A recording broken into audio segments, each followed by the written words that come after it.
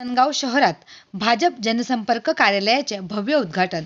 आसनगाव शहरात भारतीय जनता पक्षाच्या जनसंपर्क कार्यालयाचे भव्य उद्घाटन उत्साहात पार पडले.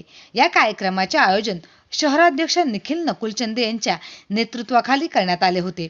यावेळी तालुका उपाध्यक्ष भरतशेठ बोंबे, मदन चंदे, संतोष चंदे, कुणाल चंदे, शिवा चंदे, सचिन चंदे, अविनाश चंदे, राजेश पवार, विकी चंदे, दामोदर धिंदळे, स्वप्नील जाधव, साईनाथ चंदे, बबलू वेखंडे, पवन चंदे, सूरज चंदे, नितीन पडवळ, वेदांत चौधरी, सागर म्हसकर, हर्षल बडगुजर, सचिन मराडे, अजिंक्य जायभाये, कुणाल कावसे, कुणाल पाटील आदी कार्यकर्त्यांनी कार्यक्रमाचे उत्कृष्ट असे आयोजन केले.